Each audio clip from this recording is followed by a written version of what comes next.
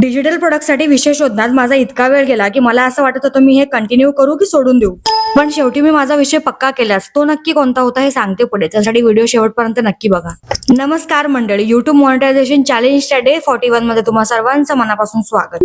Digital product बनवायला सुरुवात करण्याआधी विषय निवडणं खूप गरजेचं होतं, पण एखादा विषय समोर आला की असं वाटायचं हा बरोबर नाहीये. मग दुसरा विषय निवडला की सुरुवातीला ओके वाटायचं, पण नंतर त्याबद्दल सुद्धा तसंच वाटायचं. मग ठरवलं की थोडंसं रिसर्च करायचं, नक्की कोणते विषय प्रॉब्लेम्स लोक जास्त फेस करताय यावर भर द्यायचा आणि त्याला आपण कशा प्रकारे सॉल्व्ह करू शकतो असा विचार करायचा. रिसर्चसाठी मी युट्यूबवर अनेक पॉडकास्ट ट्युटोरियल्स बघितले, गुगल ट्रेंड्सवर सर्चिंग केलं, आर्टिकल्स डॉक्युमेंट्स वाचले. मग समजलं की प्रॉब्लेम्स किंवा विषय असा निवडायला हवा जो एव्हरग्रीन असेल.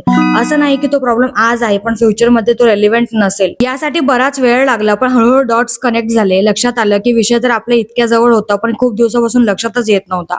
फायनली मला जो विषय सापडला होता तो म्हणजे ओव्हर थिंकिंग. त्या प्रॉब्लेम मधून मी स्वतः सुद्धा सफर केले आणि त्यातून बाहेर येण्यासाठी मला ज्या ज्या गोष्टींची मदत झाली त्या सगळ्या मी इतरांसोबत शेअर करायचं ठरवलं. मग पुढे मी काय काय केलं, मला नक्की काय चॅलेंजेस आले हे सगळं सांगते उद्याच्या ब्लॉग मध्ये. त्यासाठी चॅनलला सबस्क्राईब नसेल केलं ना तर लगेच करून टाका, जेणेकरून कोणताच ब्लॉग मिस नाही होणार. आधीची स्टोरी जाणून घेण्यासाठी खाली एरो बटनच्या बाजूला कालचा ब्लॉग लिंक केला, यानंतर तो जाऊन नक्की बघा.